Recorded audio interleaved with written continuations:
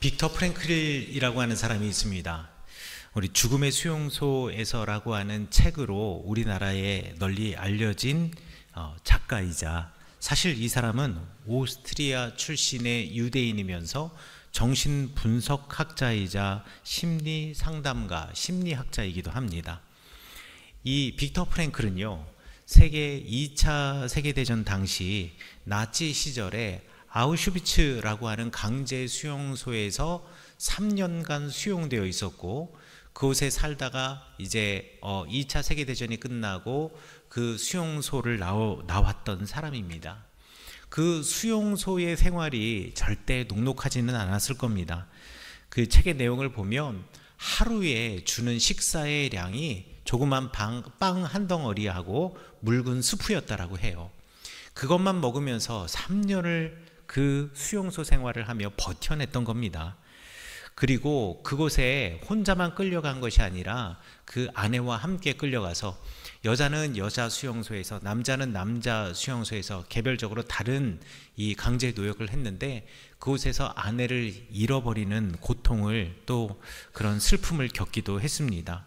아우슈비츠의 삶은 그야말로 비극 그 자체였을 겁니다. 관리인들은 그 수용된 사람들을 발로 차고 매로 때리고, 그리고 많은 폭력을 행사했습니다. 그리고 그 중에서 어떤 때 누가 가스실에 끌려갈지, 언제 죽을지 아무도 모르는 두려움과 공포의 순간이 바로 그 수용소의 생활이었고요. 그 수용소에서 가장 중요한 것은 아프지 않는 거였습니다. 왜냐하면 아프면 이 사람을 더 이상 소용가치가 없다라고 생각해서 가스실로 보내거나 아니면 총을 쏴서 죽여버렸기 때문에 아프지 않는 게 너무나 중요했다고 해요. 그래서 수용소의 삶이라는 것은 인간으로서 모든 것을 빼앗기고, 그러니까 물질로서 유대인들이 모든 것을 빼앗기고 강제 수용소로 옮겨간 것은 물론이려니와, 기본적으로 인간의 존엄성마저도 빼앗겨 없어져 버린 곳, 그리고 더 이상 한 사람의 인간으로서의 가치는 없고 그냥 그곳에서 기계적으로 일하는, 그리고 그곳에서 오로지 생존을 위해서 그것을 버티며 살아가는 곳이 바로 아우슈비츠의 삶이었다라는 것이죠. 정신분석학자이자 심리학자인 이 사람이 그곳에서 알게 된 사실이 있다고 합니다. 그것은 무엇이냐면, 사람을 움직이는 것은 어떤 쾌락이나 어떤 성공이나 내지는 그가 가지고 있는 힘과 권력이 아니라 한 사람이 인생을 살아가면서 갖게 되는 삶의 의미와 삶의 목적, 이것이 바로 그 사람을 이끌어 간다라는 것이요, 그 사람의 삶을 움직여낸다라는 것입니다. 이 사람이 수용소에 수용된 같은 유대인들을 보면서 두 부류의 사람들로 분류를 해놓았어요. 한 부류의 사람들은 희망 없이 삶을 그저 포기한 듯 그냥 오늘을 버티면서 살아가는 사람이고요. 또 한 부류의 사람들은 최악의 상황이지만 어떻게든 살아갈 이유를 찾는 사람들, 이렇게 딱 두 분류로 나뉘어지더란 말입니다. 그런데 희망 없이 그냥 삶을 포기한 사람들은요, 신기하게도 더 질병에도 잘 걸리고요, 질병에 걸렸을 때 사망률도 높대요. 그런데 최악의 상황이지만 어떻게든 살아갈 이유를 찾아서 살아가던 사람들은 질병에 걸리는 수도 상대적으로 적었을 뿐더러 질병에 걸렸을지라도 회복되는 확률이 훨씬 더 높다라는 겁니다. 이 사람이 말하는데요, 사람들이 제일 많이 죽어가는 시즌이 있대요. 기간이 있는데 언제냐면 주로 크리스마스부터 새해 사이, 요때가 사람들이 제일 많이 죽어나가는 시기랍니다. 왜냐하면 요때가 크리스마스, 사실 서구권 사회에서는 가장 큰 명절이죠. 그리고 크리스마스 일주일 뒤가 되면 새해가 시작이 되지 않습니까? 그러면 사람들이 다들 꿈과 희망을 가지고 그때가 되면 우리가 이 수용소에서 벗어날 수 있을 거야 라고 그때에 대한 그 희망을 갖고 있는데요, 마음속에 자기가 정해둔 시간의 한계가 딱 크리스마스와 보통 새해에 돼요. 그런데 그 자기가 마음속에 정해둔 시간적인 한계를 벗어나게 되잖아요. 그러면 갑자기 자기의 기대와 희망이 와르르르 무너지면서 사람들이 죽기 시작한다라는 겁니다. 이전에는 그게 죽을 만한 병도 아닌데 시름시름 앓다가 죽고, 그리고 이전에는 극복해낼 수 있는데 그거를 극복하지 못해서 결국 아픈 환자로 분류돼서 가스실로 가더라는 얘기죠. 그래서 이 사람이 하는 말은 수용소에서는 왜 살아야 하는지 스스로 기준이 있는 사람, 그런 사람이야말로 수용소에서 견뎌낼 수 있었다라고 이야기를 해요. 그 사람 주변에 어떤 남자는 고향에 있는 아이가 자기의 삶의 의미였다라는 겁니다. 그래서 내가 어떻게든 여기서 살아나가서 내 아이를 봐야지 라고 했던 그런 마음을 가진 사람은요, 그 수용소의 삶을 잘 버텨나갔다라는 겁니다. 그리고 어떤 과학자는 자기가 이제 책을 쓰다가 중간에 들어왔는데요, 잡혀왔는데 이 사람은요, 꿈이 내가 어떻게든 끝까지 이곳에서 버텨나가서 내가 꼭 그 책을 쓸 거야, 내가 그 책을 쓰기 위해서는 어떻게든 이 상황을 극복해 나가야 돼 라고 하는 사람이 살더란 말입니다. 그리고 이 빅터 프랭클도요, 자기가 논문을 쓰고 있었어요. 로고테라피라고 하는 주제로 심리학 정신분석학의 논문을 쓰고 있었는데, 이 사람이 수용소로 잡혀올 때 이 논문의 뭉치, 쓰던 그 논문 원고를 가지고 들어왔답니다. 그러니까 이 사람도 되게 순수한 거죠. 수용소에 가서 이걸 쓸 수 있을 거라고 생각했으니까. 그런데 이곳에 와가지고 자기가 가져온 모든 물건들을 다 빼앗길다가 이 원고만 내게 돌려달라고, 이 원고만 내가 뭐 베개를 쓰든 뭘 하든 내가 이 원고만 돌려달라고 했는데요, 그곳에 있는 교도관들이죠, 수용소를 지키는 이 군인들이 그 보란듯이 그 사람의 그 원고 뭉치를 빼앗아 가지고 그 사람 보는 눈앞에서 그 원고를 다 태워버렸답니다. 아무 희망도 너에게는 없다라는 걸 보여주는 거죠. 그런데 이 빅터 프랭클은요, 내가 다시 저 원고를 기억해내서 쓰리라 라고 하면서, 여러분 수용소에서도 또 여러분들 교도소에서도 뭐 얻으려 그러면 다 구할 수 있습니다. 그래서요, 이 사람이 그 수용소 생활을 하면서 연필도 구하고, 그리고 조그만 종이를 독일군 장교들이 뭐 흘리고 가든 뭐 어떻게든 얻든 이렇게 얻게 되면은요, 그 종이 끝에다 귀퉁이에다가 자기가 생각을 막 써놓고, 또 거기다가 키워드도 써놓고 주요한 핵심 단어들을 써놓고 하면서 자기가 썼던 로고테라피라고 하는 주제의 연구를 계속 틈나는 대로 거기다가 기록을 해 놓았다라는 겁니다. 결국 이 말인즉슨 우리가 환경의 노예가 되는 것이 아니라 최악의 상황에서도 삶의 의미를 가지고 있고 삶의 목적을 가진 사람이야말로 이 환경을 이겨낼 수 있다라는 것이죠.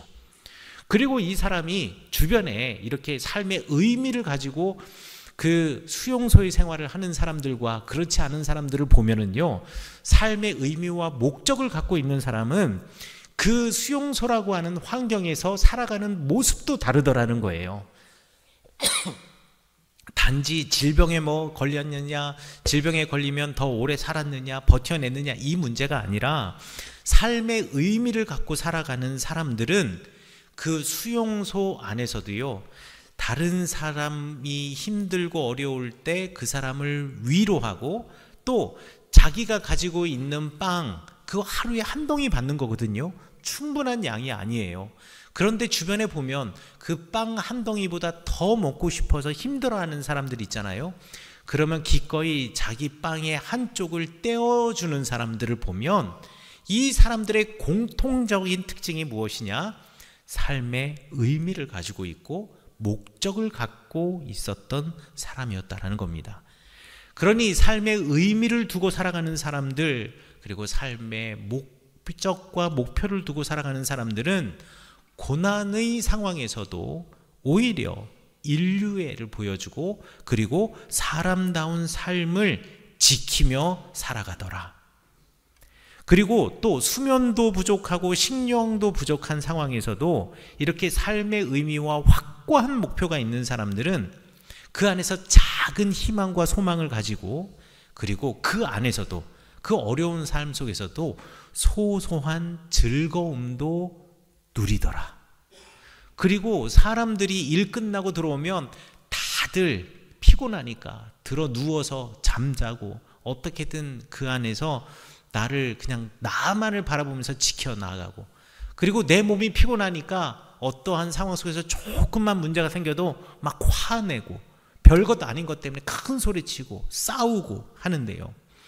그런데 이렇게 삶에 의미가 있는 사람은요, 일하고 돌아와서도 흥얼거리면서 무언가 노래를 할 수 있었던 사람, 이런 사람들은 전부 삶의 의미를 갖고 있고 확고한 자신만의 삶의 목표가 있었던 사람이었더라는 것이죠.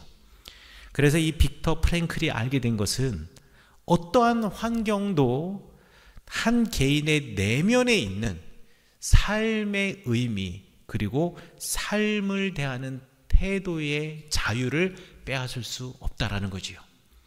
몸은 지금 아우슈비츠라고 하는 수용소에 있지만 삶의 의미와 확고한 목표를 가지고 있는 사람의 마음은 수용소 밖의 하늘을 날고 있다라는 것입니다. 빅터 프랭클은 나중에 수용소에서 풀려나서 이 로고테라피라고 하는 논문을 발표하면서요, 바로 이것이 우리 인생의 삶의 의미를 찾아내고 그것을 내가 가지고 그 삶의 의미를 가지고 우리 인생의 확고한 목표를 가지고 살아가는 것이 우리가 당면한 현실 앞에서 무기력하고 또 당혹스러운 현실 앞에서 방향을 잃어버린 사람들에게 주는 우리 삶의 처방전이다라고 이야기를 합니다. 오늘 성경 말씀 본문에 보면 요셉의 삶은 정말 억울한 삶, 그리고 아무리 열심히 살아도 제대로 된 보상을 받지 못하고, 그리고 내가 상상하지도 못한 당혹스러운 삶을 맞이하고 있는, 감옥에서의 삶을 맞이하고 있는 요셉의 모습을 우리가 볼 수가 있습니다. 여러분, 요셉이 팔려올 거라고, 이집트 땅에 팔려올 거라고 누가 생각했겠습니까? 하지만 그럼에도 불구하고 요셉은 보디발의 지배에서 종살이를 하면서도 정직했고 성실했고, 그리고 요셉 자신을 지켜나가는 삶을 통하여서 하나님으로부터 은혜와 복을 받았고, 요셉만 받은 것이 아니라 요셉을 통하여서 그 보디발의 지배에 더 큰 은혜와 복을 받았는데, 아니 그러면 이런 요셉은 더 잘 돼야 될 것 같은데 보디발 아내와 엮인 사건으로 인하여서 지금 또 감옥으로, 아니 이집트로 노예로 팔려온 것도 내 인생의 최고 밑바닥이라고 생각했는데 이제 그 밑바닥보다 더 밑바닥과 같은 저 감옥으로 끌려 내려갔던 요셉의 인생. 요셉은 감옥에 갇혀 자유를 잃어버렸습니다. 이 정도가 되면 내 꼬인 인생에 대한 배신감, 이런 것 때문에 너무 힘들었고, 뭐 세상에 이렇게 열심히 살 필요 없다, 이렇게 성실히 살 필요 없다, 이렇게 정직하게 살 필요 없다, 대충 눈치를 보면서 세상과 타협하면서 융통성 있게 살았어야 되는데 내가 너무 어리석은 게 아니었던가, 이렇게 생각할 법도 한데, 그런데 요셉은 그 감옥에서조차도 성실했고 그 감옥에서조차도 믿음직한 사람으로 살아냈기 때문에 오늘 성경 말씀에 보면 22절에 그래서 간수들은 요셉에게 감옥에 있는 모든 사람들과 거기에 이루어지는 모든 일들을 다 요셉에게 맡기게 되었다라고 이야기를 하고 있습니다. 여호와 하나님께서는 요셉과 감옥에서도 함께 하셨고 그에게 자비를 베푸셔서 요셉을 간수의 마음에 들게 하셨다라고 성경에 기록이 되어 있습니다. 어떻게 요셉은 감옥에서까지 이렇게 성실할 수 있었을까요? 아마 요셉에게는 그래, 나에게 언젠가 이 꿈, 하나님께서 나에게 주신 그 약속과 그 약속의 꿈이 이루어질 것이다, 그 꿈, 하나님의 그 계획이 그 삶의 의미가 되고 그의 인생의 확고한 목표가 되었기 때문에 감옥에서의 삶에서도조차 성실할 수 있었던 것이 아니었던가. 형제들의 볕단이 나를 향하여 절을 하고 해와 달과 별이 나를 향하여 절을 하는 그 꿈을 통하여서 하나님께서 주셨던 그 약속이 마음에 새겨져 있었기 때문에 야곱은 그 어려운 상황 속에서도 약속을 지키시는 하나님께서 나를 통하여서 그 일을 행하실 것이다 라는 믿음을 가지고 그곳에서조차도 성실하게 그 하나님의 때를 우리가 바라며 기다렸기 때문에 요셉은 비록 감옥에 있어서 육체는 감금당하였지만 요셉의 마음속에 새겨진 하나님의 약속은 요셉을 묶어낼 수 없어서 그곳에서조차도 성실한 삶, 그곳에서조차도 믿음직한 사람의 삶, 그곳에서조차도 하나님의 은혜와 복의 통로가 되는 삶을 살 수 있었던 거라는 거지요. 그렇습니다. 감옥은 육체를 가두지만 꿈과 희망 그리고 하나님의 약속은 가둘 수가 없습니다. 그래서 감옥에서도 요셉은 형통할 수 있었고 그리고 감옥의 살림도 그리고 감옥에서의 사람들도 요셉을 통하여서 은혜와 복을 누릴 수 있었던 것이죠. 여러분, 우리도 우리의 인생에서 피할 수 없는 비극적인 순간들이 있고요. 꼭 극단적인 아주 극적인 비극적인 순간이 아니라고 할지라도 우리 인생의 길에서 분명히 내가 계획했던 것들이 멈추어 서는 때가 있고요. 또 직장이나 일터에서 사람의 관계 속에서 너무나 마음이 힘들고 어려울 때가 분명히 우리 가운데 있습니다. 그리고 그 가운데서 많은 고통이나 번민들 그리고 내 마음속에 쌓아놓은 그런 억울함 내지는 분노 내지는 여러 가지 생각들이 차곡차곡 쌓이다 보면 그러한 생각들이 나를 휘어잡을 때가 있습니다. 그러나 여러분들 반드시 기억해야 할 것이 있습니다. 인생에 있어서 어떤 절망적인 상황 속에서도 그리고 인생에서 겪는 어떤 당혹스러운 삶 속에서도 가장 중요한 것은 내게 허락하신 삶을 향한 하나님이 주신 이 삶을 향한 나의 태도, 이 태도가 어떻게 되느냐에 따라서 우리는 회복될 수도 있고 우리는 이 어둡고 컴컴한 인생 속에서도 빛을 발할 수 있다는 것입니다. 그러므로 우리가 이 땅에서 간직하면서 살아야 할 삶의 의미와 그리고 목표 그리고 하나님의 약속이 우리 가운데 있어야 하고 또 우리 가운데 있는 하나님의 약속을 잊지 않고 붙잡고 살아가야 한다라는 것이죠. 그러면 하나님께서 우리에게 주신 약속은 무엇일까요? 요한복음 14장에 보면 14장 14절 이후의 말씀에서 예수님께서 우리에게 주신 하나님의 약속이 있습니다. 예수님께서는 이렇게 말씀하셨습니다. 성령이 너희와 함께 거하실 것이다. 성령 하나님께서 어느 곳에 네가 있든지 네가 무엇을 하든지 그곳에 항상 함께 계실 것이다. 내가 고난과 두려움과 억울함과 힘듦, 우리 다윗이 고백했던 것처럼 내가 사망의 골짜기를 다닐지라도 내가 해를 두려워하지 않을 것은 주께서 나를 지켜주시고 주의 지팡이가 나를 인도하여 주시고 안위하여 주실 것이다. 왜? 성령님이 나와 함께 하시니까. 또 예수님께서 말씀하셨습니다. 내가 너희를 고아와 같이 버려두지 않을 것이다. 나의 아버지가 없는 것처럼 나의 어머니가 없는 것처럼 나를 보호해 줄 어느 누구도 없는 것처럼 내 인생이 정말 한치 앞을 볼 수도 없고 또 이 인생의 이 늪과 같은 곳에 내가 점점 밑으로 빠져나가는 것 같지만 우리 하나님께서 나의 아버지가 되어주시고 예수 그리스도께서 나의 형제가 되어주시고 그리고 성령님께서 나의 인도자가 되어주셔서 우리를 고아와 같이 버려두지 아니하시고 나를 그 구렁텅이와 늪에서 끌어올려 주시고 나를 지켜주시고 나를 씻겨주시고 나에게 따뜻한 집과 그리고 따뜻한 음식을 준비해 주실 것이다 라는 하나님의 약속, 이 예수 그리스도께서 말씀해 주신 요한복음 14장에 하나님의 약속이 있고요. 또 예수님께서는 너희가 내 안에 내가 너희 안에 있는 것을 너희가 알게 될 것이다 라고 또 약속해 주십니다.